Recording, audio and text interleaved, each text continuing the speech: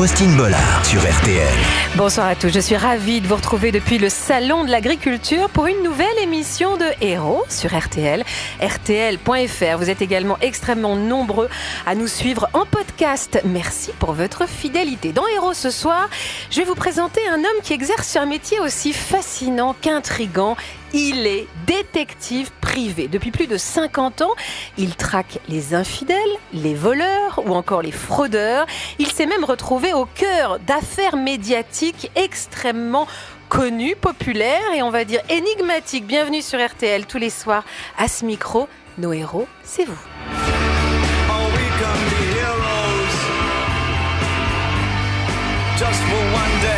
Bonsoir Gérard Thomas. Bonsoir et merci de m'avoir invité. Il est où votre imperméable, votre appareil photo? C'est comme ça qu'on imagine un détective privé? Tout à fait, mais j'ai un manteau invisible, j'ai tiré ça d'un film célèbre, vous ne voyez rien. On imagine un détective privé en filature, en planque, et on a l'impression que le gros de votre activité, c'est de démasquer un mari ou une épouse volage. Est-ce que c'est le cas? C'est vrai, mais pas que. C'était vrai il y a peut-être 50 ans ou 40 ans, mais ce n'est pas que cela que nous pratiquons maintenant. Savez-vous pourquoi les détectives s'occupent, et c'est l'image que l'on donne, pourquoi les détectives s'occupent d'adultère? Savez-vous pourquoi? Non, parce qu'on peut se servir peut-être de cette preuve après comme argument pour gagner un divorce ou un truc comme ça? Vous avez tout à fait raison, mais seulement la loi a changé, parce que quand j'ai commencé il y a 50 ans, l'adultère était un délit pénal. Vous pouviez faire de la prison si vous trompiez votre mari. Très bien.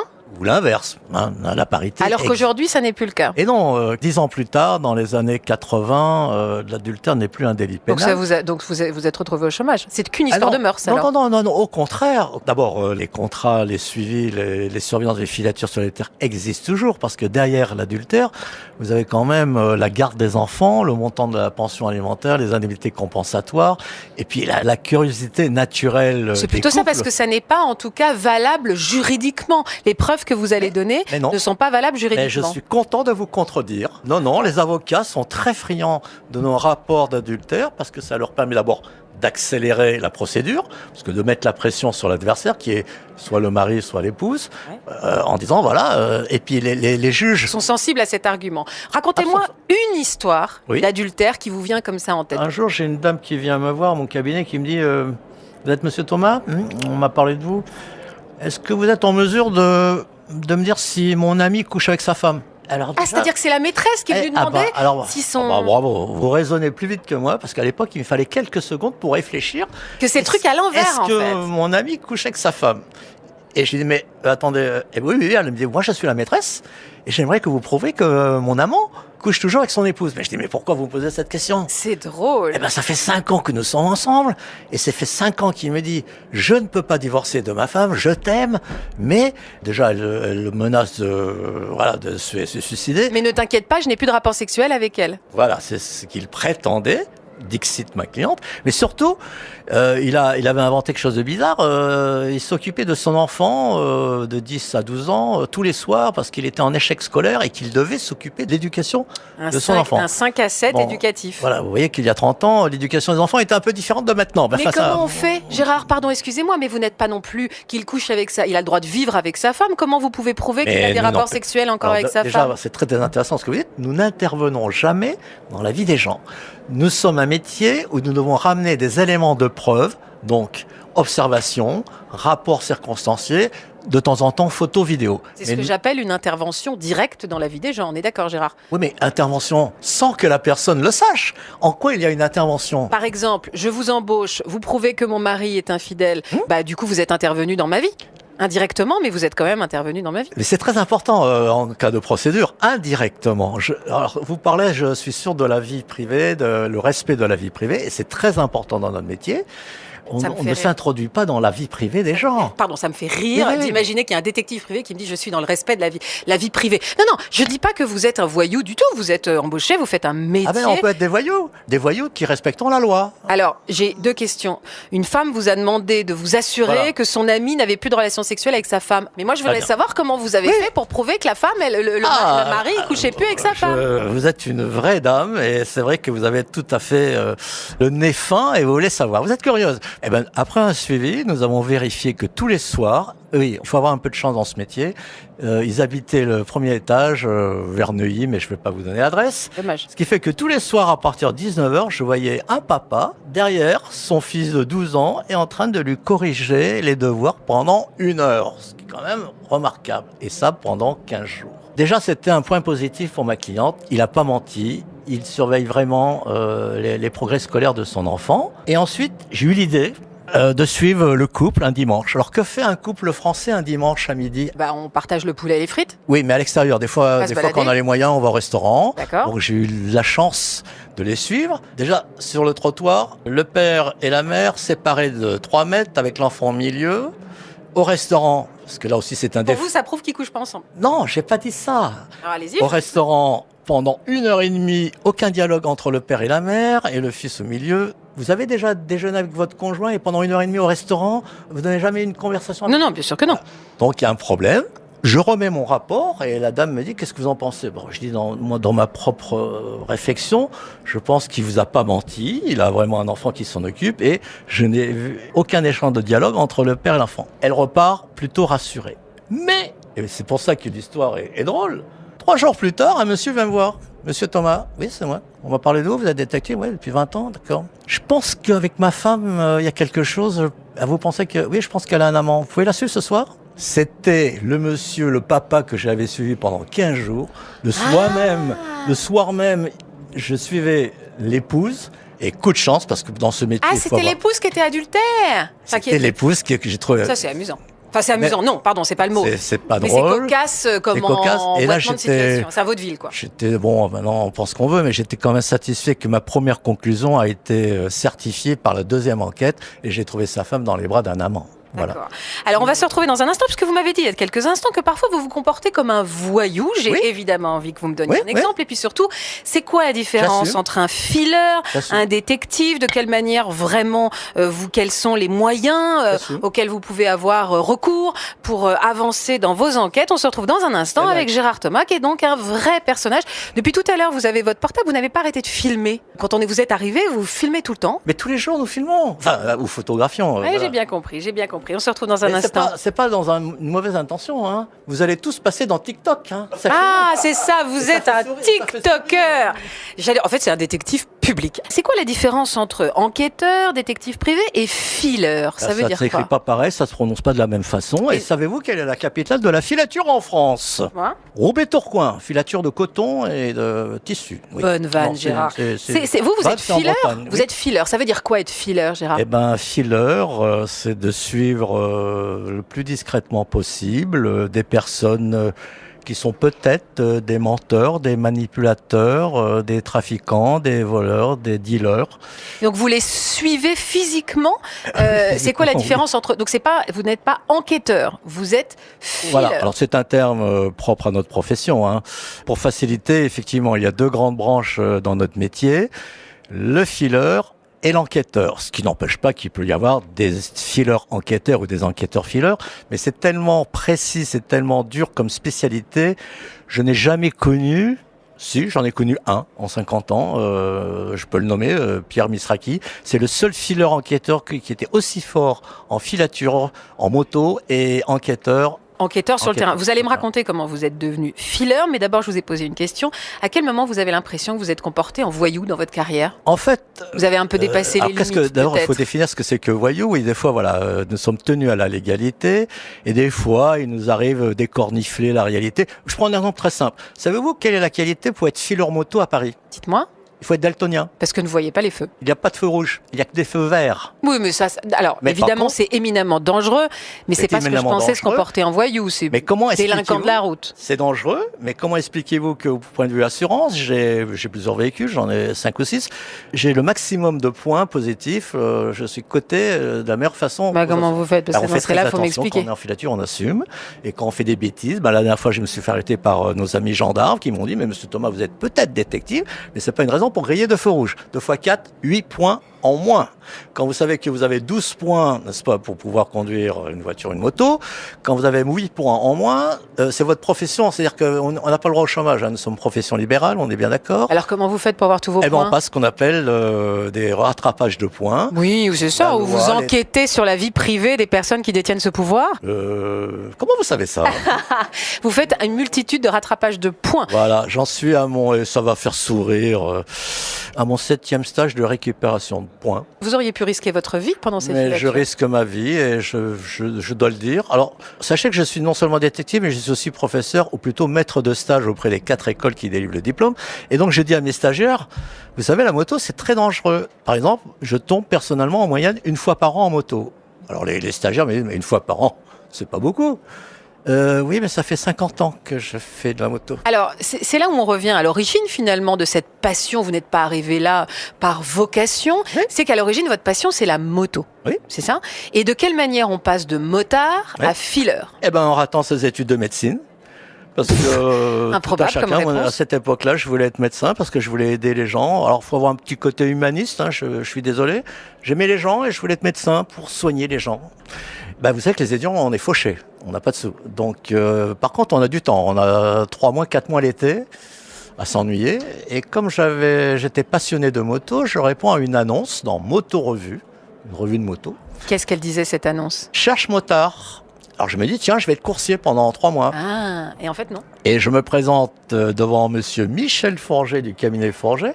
Je ne savais pas que monsieur Michel Forget était le plus grand détective de Paris à l'époque et ancien ex du SDEC, service de contre-espionnage français. Donc vous voyez qu'au niveau renseignement, c'était le plus fort. Et monsieur Forget, très bel homme, très courtois, très cultivé, me dit, mais monsieur Thomas, c'est pas pour être coursier. J'ai besoin de vous et de votre moto pour faire des filatures. Vous saviez ce que ça représentait? Vous imaginiez le Pas du quotidien d'un fileur? Parce que Pas c'est du tout. très abstrait. Pas du tout. Et d'ailleurs, c'est ce que je dis, mais je ne sais pas ce que c'est qu'une filature. Mais je le sais bien. Mais vous allez justement vous apprendre le métier, vous allez tourner avec les anciens. Et pendant 3 mois, j'ai tourné avec les meilleurs fileurs du cabinet Forget. Est-ce que vous avez aimé cette expérience? Est-ce que Extraordinaire. Qu'est-ce qui vous plaît dans ce Eh ben, métier non, de mais fileur? quand on est jeune, qui n'a pas voulu jouer aux gendarmes et aux voleurs? Et être payé pour faire quelque chose qui vous plaît, être sur une moto toute la journée, c'était mon rêve. On verra tout à l'heure si ça pose quand même des questions de morale et même avec votre éthique personnelle.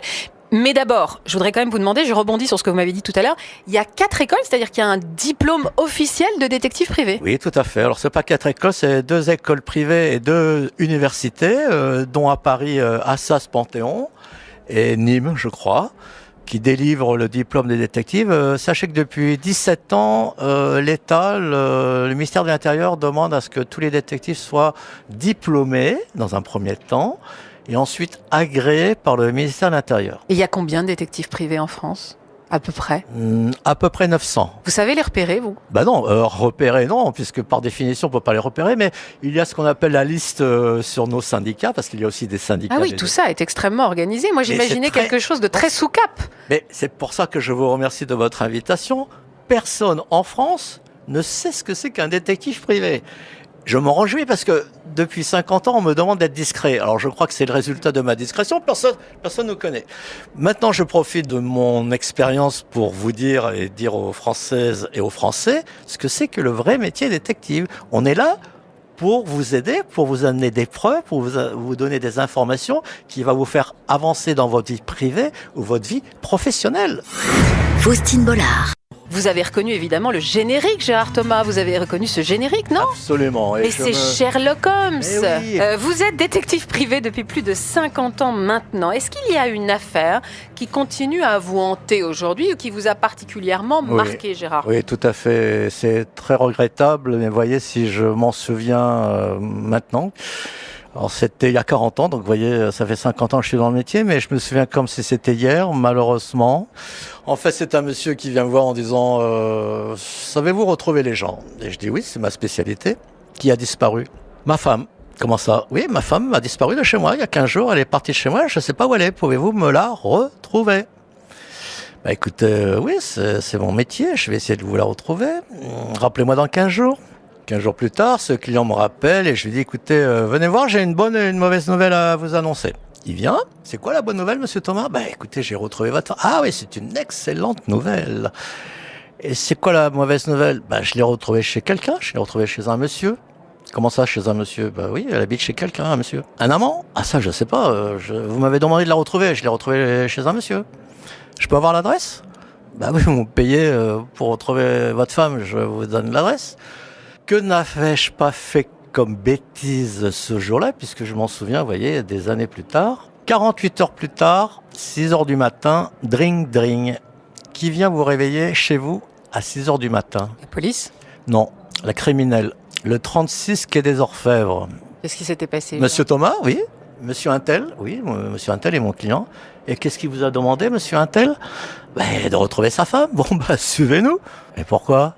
Complicité de meurtre. Vous savez ce qu'il a fait, votre client, en vous quittant? Non. Il a acheté un fusil de chasse. Il a tué sa femme et l'amant. Il a dit que c'était grâce à vous.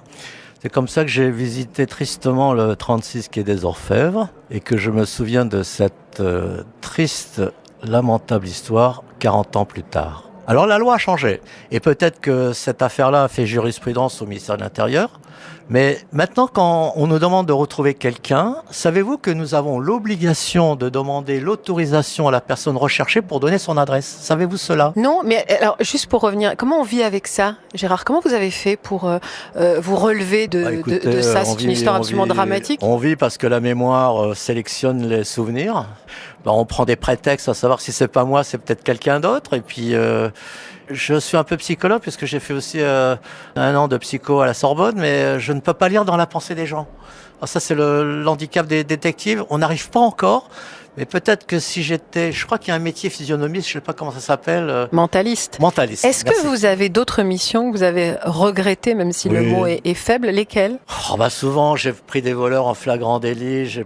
Mais bon, après, je dis au patron, parce que les employés volaient leur patron et je dis je pense qu'avec nos rapports, avec les preuves. Et le patron me dit non, je les connais, ils me volent parce que ils ont une famille à nourrir. Et grâce à votre rapport, je vais pas les mettre dehors. Alors votre action autour des entreprises, on va revenir avec vous, mais d'abord parlez-moi de l'affaire Boutboul. Pourquoi celle-ci est une affaire que vous avez regrettée? Pour moi, comme vous dites, cette affaire ne s'appelait pas comme ça. L'affaire s'appelait l'affaire Cheval, parce que sachez qu'on ne donne jamais le nom des gens, on donne toujours un surnom.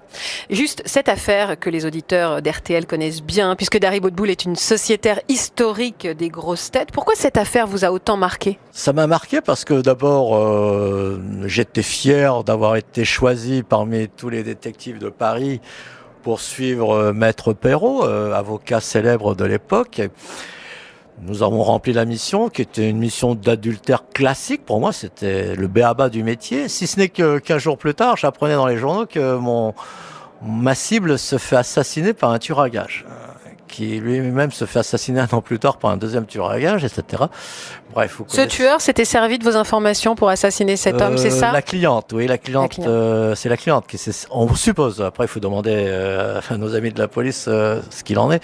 Mais nous avons supposé, c'est que à cause de mes rapports, ils ont mis au point l'horaire, le minutage et l'endroit précis où Maître Perrault a été malheureusement assassiné. Vous avez été interrogé par la police dans cette affaire? Naturellement, non seulement j'étais interrogé, mais ils sont venus chez moi à 6 heures du matin.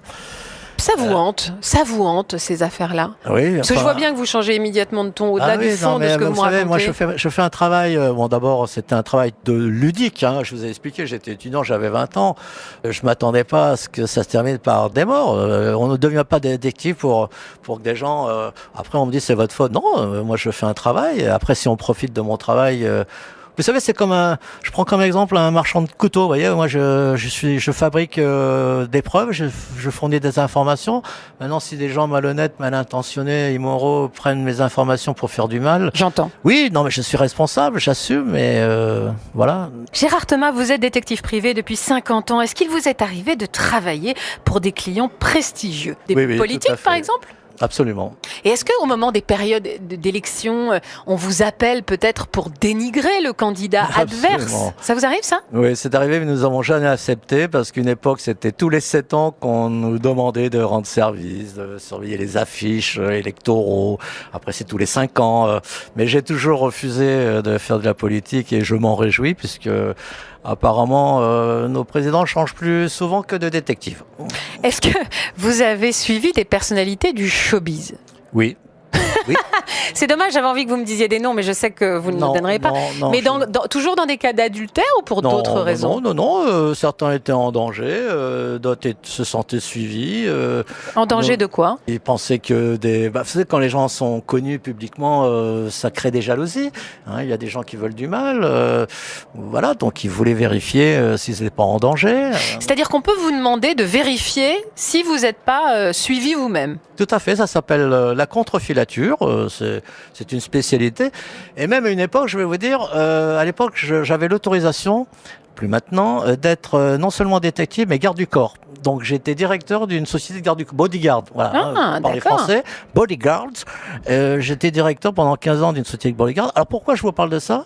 Parce que j'avais trouvé une correspondance entre la filature surveillance et le bodyguard qui était la protection de la personne, mais d'une façon rapprochée. Et nous créons le deuxième cercle de protection pour vous assurer que personne ne s'en rapproche. Voilà. Je regrette que nous n'ayons plus maintenant l'autorisation de faire les deux métiers. Est-ce que vous avez suivi des personnalités internationales ou travaillé pour elles? Oui, j'ai travaillé pour des présidents, j'ai travaillé pour des ministres, j'ai travaillé pour des princes. Racontez-moi, un prince arabe, c'est ça? Ce prince me demandait de suivre la princesse à Marbella pendant un mois, sous prétexte que la princesse pouvait sortir avec un joueur de tennis célèbre de l'époque qui s'appelait John Borg. Voilà. Les anciens se souviennent peut-être, ou les anciens et les plus jeunes, moi je me souviens très bien. Hein. Je suis très jeune, bien sûr.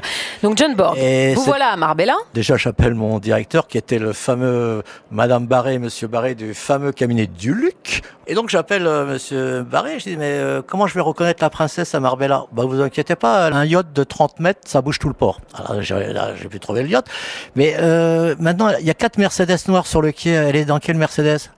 Elle a les 4 Mercedes, elle sera dans la première, les autres c'est les gardes du corps. Et moi, c'est compliqué ça quand il y a des gardes du corps. Surtout j'avais loué une voiture de location rouge et donc je devais suivre les 4 Mercedes avec ma voiture de location rouge. Hyper discret. Voilà, alors plutôt que les suivre, je les ai devancés et ils n'ont jamais regardé devant qui les suivait. Voilà, devant, c'est pas bête ça. Ah oui, mais ça c'est une technique réservée à l'agence ABAC Détective. Je me réserve le brevet. D'accord, vous avez pu la suivre cette femme finalement? Absolument. Est-ce qu'elle avait une relation avec John Borg? Vous voulez que je raconte la fin alors tout de suite, hein, voilà. Eh ben oui, parce que à un moment, au bout de quelques semaines, je vois partir les gardes du corps. Oui, parce qu'elle prenait effectivement des cours de tennis, mais là où s'était trompé le client, c'était pas, elle prenait pas des cours avec John Borg, elle participait au club John Borg et elle avait un joueur de tennis qui s'appelait pas John Borg. Mais il était jeune et beau et sportif. Et un jour, je vois partir les gardes du corps, les 3 voitures. Et après, je vois la princesse partir toute seule dans sa voiture. Et 5 minutes plus tard, le professeur part aussi dans sa voiture. Que ferez-vous à ma place? Je prends des photos? Non, je les suis d'abord. Ah oui, bien sûr, pardon. Je les suis, mais ils vont où? Et il m'amène dans les hauteurs de Marbella, je ne sais pas si vous connaissez la nouvelle Andalusia derrière, il m'amène dans une forêt sombre, à souhait, et vous voyez le jeune Thomas, le jeune détective à plat ventre avec son appareil 300 mm, et là j'ai pu faire les photos qu'il fallait, voilà. Pour prouver, donc en fait elle n'avait pas une histoire avec John Borg, mais elle avait une histoire avec son professeur de tennis. Absolument. Très bien. Et vous savez ce qui est arrivé à cette princesse après cette découverte? Non, alors c'est ça une frustration dans ce métier, c'est que on a rarement le retour. Alors ça coûte combien? Moi je suis, alors pas une entreprise, hein, moi je suis une particulière, je veux vous vérifier telle ou telle chose. Oui. Ça va dépendre de quoi? De la longueur de la mission? Mais vous avez tout à fait raison. Alors il y a mission et mission. Alors il y a des missions on peut chiffrer d'avance. Ce qu'on appelle une enquête, vous voyez, vous demandez par exemple de retrouver quelqu'un, bon, elle a fait c'est tellement le b.a.-ba du métier que je peux vous le dire, hein, voilà, c'est aux environs de 1 000 € hors taxe. Pour retrouver quelqu'un. Et c'est gratuit. Alors c'est ça aussi l'avantage de notre agence, ça va être détective, c'est gratuit si on ne réussit pas. Alors que notre métier, il y a quand même une phrase célèbre, nous sommes tenus à mettre les moyens, mais non pas au résultat, en tant que profession libérale. Mais l'agence ABAC tient à ne pas demander d'honoraires si nous ne réussissons pas la mission, pour les enquêtes. Alors, 1 000 €, donc ça 1 000 € pour retrouver quelqu'un, et ça peut monter pour un particulier jusqu'à combien et pour quelle raison? Pour quel genre d'enquête ça coûte le plus cher? Alors, enquête qui est aussi une filature, bien sûr. Oui, une filature, bien sûr. Vous pensez bien que, pour revenir à la précédente mission, un mois à Marbella, comptez à peu près entre 1 000 et 2 000 € par jour. Ça dépend. Oui, mais ça dépend si nous travaillons 4 heures ou si nous travaillons 15 heures par jour. Là, c'était des missions de 15 heures par jour. Comptez 2 000 € par jour, vous multipliez. Ah oui, d'accord, ok. Oui, donc c'est quand Alors, même... quand même quelque chose d'important, et je dois le dire pour nos auditeurs, savez-vous ce que veut dire l'expression des avocats l'adversaire est condamné à payer aux dépens. Connaissez-vous l'expression? Non, ça veut dire que c'est pris en charge. Voilà, c'est le juge qui décide, mais l'avocat du client peut demander, en disant, monsieur le juge, vous voyez, mon client ou ma cliente a été obligé d'engager un cabinet détective qui apparemment a pignon sur rue, voilà, qui est agréé par le ministère de l'Intérieur. Voici sa facture. 10 000, 20 000, 30 000, peu importe. Nous demandons, puisque l'adversaire ment sur ses prétentions, et grâce aux preuves et aux rapports de ce cabinet, nous demandons... la prise en charge des frais de détective. Absolument. D'accord. Et ça, c'est très important. Alors, on ne dit pas que nous sommes remboursés par la sécurité sociale. Mais on peut avoir une aide. Vu le trou de la sécurité sociale, nous sommes quand même participants. Mais sachez que vous pouvez demander au juge le remboursement, que l'adversaire soit condamné à payer aux dépens. Héros. Quelles sont les missions que vous confient ces sociétés qui font appel à vous? Tous les problèmes inhérents aux entreprises, c'est-à-dire vol, coulage, escroquerie, concurrence déloyale, captation de clientèle, contrefaçon, et maintenant, et c'est d'actualité, absentéisme frauduleux. Donnez-moi des exemples concrets de personnes que vous avez pu suivre et qui vous vous en souvenez pour une bonne ou une mauvaise raison. Un jour, un directeur d'une société de SC2I me dit nos ingénieurs ont des chantiers chez nos clients. Et j'ai un excellent ingénieur, très compétent, mais depuis quelques jours, les clients se plaignent de lui. Il arrive un peu débraillé le matin, il a du mal à parler. Et j'aimerais bien que vous fassiez une petite enquête pour savoir pourquoi cet ingénieur qui était très professionnel chez nous a dérivé de cette façon. Donc nous avons fait une enquête précise. Alors pour ça, je fais appel à des enquêteurs, je fais pas appel à des fileurs. Et mes correspondants enquêteurs me disent, vous savez pourquoi il arrive dans tel état chez les clients? Toute la nuit, il boit. Il boit environ entre 10 et 15 bouteilles de vin. Et avant de partir au travail, il boit ses 3 litres d'eau salée pour pouvoir vomir. Et est-ce que cet employeur s'en est servi contre son salarié? C'est ce que j'ai dit à l'employeur. J'ai dit, je crois qu'avec nos rapports, vous allez peut-être pas le garder. Et le directeur me dit, mais vous savez pourquoi il boit? Oui, nous avons complété l'enquête, nous avons été jusqu'au bout. Il a eu un problème de sentiment, sa petite copine l'a quitté, et plutôt que de se mettre une balle dans la tête, il a préféré boire. Donc vous voyez dans quel état il peut arriver le matin voir les clients. Et je pense que vous allez le renvoyer, votre ingénieur. Et là, le directeur, et ça me touche beaucoup, me dit, Monsieur Thomas, je vous ai pas tout dit. Ah bon, qu'est-ce que vous avez oublié? Qu'est-ce que vous avez omis de me dire? Cet ingénieur, c'est mon meilleur ami. Donc, grâce à vos renseignements, je vais pouvoir le soigner. Voilà. Vous êtes ému, Gérard? Oui, parce qu'on travaille dans l'affect, quand même. Et je raconte des histoires peut-être cocasses, mais des fois, c'est tragique. Et je suis des fois ému, oui. Excusez-moi. Vous avez d'autres histoires qui vous ont ému, comme ça? Oui, j'en ai beaucoup, oui. Vous en avez une autre en tête, là? Celle qui me touche le plus. Un jour, quelqu'un sonne à mon bureau et j'ouvre la porte et je vois une jeune fille qui me dit Monsieur Thomas, on m'a dit que vous savez retrouver les gens. Et je lui dis oui, c'est mon métier. Pouvez-vous retrouver mon père? Comment ça, votre père? Vous habitez où, mademoiselle? J'habite chez maman. Et pourquoi vous ne demandez pas à votre mère où est votre père? Ah non, mais elle m'engueule, elle crie, elle veut pas parler de mon papa, elle se fâche. Donc je voudrais que vous m'aidiez, je voudrais retrouver mon papa. Mais quel âge avez-vous? J'ai 17 ans. Ah je ne peux pas, vous êtes mineur, vous habitez chez maman, elle veut pas qu'on parle de votre papa. Je ne peux pas m'occuper de votre question. Mais si j'avais 18 ans, si j'étais majeur... si vous êtes majeur, c'est autre chose. Et elle s'en va, triste, dépitée, et puis moi je passe à autre chose. Et les mois passent, les nuages passent, les missions passent, l'eau coule sous les ponts, et quelques mois plus tard, ça sonne à ma porte. J'ouvre la porte et c'est la même jeune fille qui avait grandi d'1 centimètre ou 2. Elle me dit, vous me reconnaissez, monsieur Thomas? Je dis, ah oui, c'est mon anniversaire aujourd'hui. J'ai 18 ans. Excusez-moi. Elle vous a demandé de retrouver son... Pouvez-vous prendre mon affaire? J'ai dit, bien sûr, vous avez 18 ans, je vais prendre votre...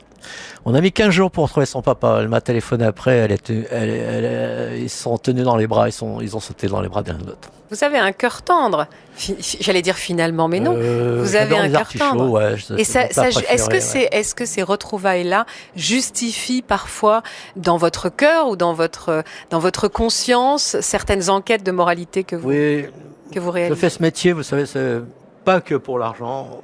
C'est aussi pour, évidemment, il faut l'alimentaire, Sherlock Holmes dirait pas alimentaire, il dirait élémentaire, mon cher Watson. Moi, je dis alimentaire, mon cher Watson. Déjà, c'est pour ça.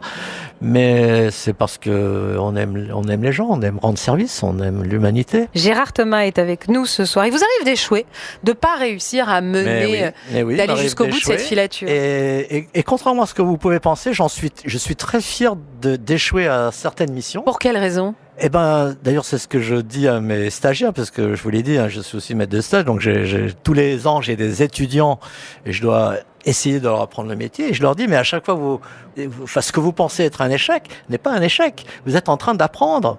Voilà. Et oui, je sais. Heureusement qu'il m'arrive de pas arriver. Alors, je vous l'explique, hein, parce que ce qu'il faut, c'est aussi savoir pourquoi vous n'y arrivez pas. Bon, sachez que nous sommes respectueux de la loi.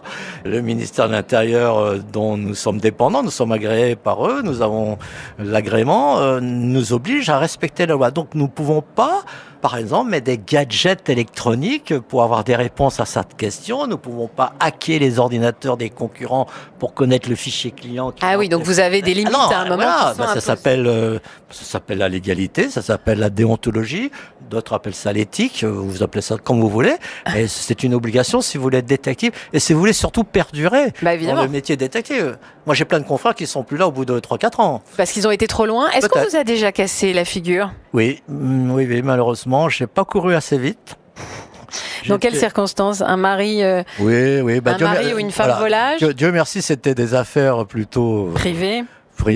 Non, parce que on a suivi aussi des dealers, des trafiquants. Et là, vous savez ce que c'est, les tombées de camions. Voilà, il y a des voleurs. Il vaut mieux pas qu'ils vous trouvent, parce que là, ça peut être plus dangereux. Mais là, c'était une affaire sentimentale. Je préfère appeler ça une affaire sentimentale plutôt qu'une affaire d'adultère. Bon, l'amant était vexé que j'ose le prendre en photo. Donc, il a essayé de me prendre mon appareil photo. Moi, j'ai défendu mon bien. Et mon épaule s'est sortie de l'endroit où je mettais d'habitude l'épaule. Donc je me suis retrouvé à l'hôpital. Mais est-ce que, alors là j'ai bien compris, vous avez été frappé, mais parfois il y en a pas qui essaient de négocier avec vous, genre ce que vous avez vu, oui, vous le gardez pour vous? Oui, plusieurs fois. Et donc j'ai une anecdote assez drôle. J'en suis pas fier, mais c'est drôle. Donc je vais la raconter, ce que je raconte à mes étudiants. D'habitude, nous travaillons en moto, puisque je vous ai dit, notre expertise, c'est la filature moto. Et un jour, ma moto, je l'avais mis en révision, donc je prends une voiture. Je suis le monsieur tout marche bien, et j'ai trouvé effectivement avec qui il sortait, puisqu'il était marié, avec quelle personne il fréquentait dans l'après-midi pendant 1 heure ou 2, et ensuite il a regagné son lieu de travail, je le suis, et là je me pose en voiture. Je commence à rédiger mon rapport dans la voiture et j'entends toc toc. Quelqu'un frappait à ma vitre de gauche. C'était ma cible, le monsieur, qui vient me voir en disant « Excusez-moi, je sais pour qui vous travaillez. Tenez, voilà un billet de 500, vous dites rien à ma femme. D'accord ?» Moi je dis « Ok. » Voilà. Et puis il s'en va, rassuré. Dès qu'il s'est éloigné, moi aussi je m'éloigne et puis j'appelle ma cliente et je lui dis « Votre mari vient de me donner un billet de 500. Qu'est-ce que j'en fais, madame ?» Et elle a dit quoi? Elle a souri au téléphone. Elle m'a dit « Écoutez, monsieur Thomas, je vous remercie d'abord de votre honnêteté. Gardez ce billet. Mais ce soir, je vais parler à mon mari. Je vais lui dire quelque chose. Voilà, je ne connais pas la suite. » Ah, ça doit être tellement frustrant de ne pas connaître la suite. Il n'y a pas que des féminicides. Il y a peut-être aussi des masculicides, si le terme existe. Est-ce que vous-même, vous avez déjà été filé? Alors, chose curieuse. Contre-filé. Alors, non, mais c'est ça. Alors, chose curieuse, et j'espère que ma femme m'écoute, là. Je ne regarde jamais, alors que je suis des gens depuis pas mal d'années. Je ne regarde jamais dans mes rétroviseurs pour voir si je suis filé. Chérie, je n'ai rien à me reprocher. Voilà, c'est ça, finalement, c'est ça la conclusion. Pour pas être filé, il faut avoir rien à se reprocher. Merci infiniment d'avoir été avec nous, Gérard. C'est moi qui vous remercie. Merci beaucoup d'avoir répondu à toutes nos questions. Mon métier, parce que c'est un métier extraordinaire, mais peu de Français et de Françaises le connaissent. Voilà qui est rectifié sur RTL. Merci beaucoup, Gérard.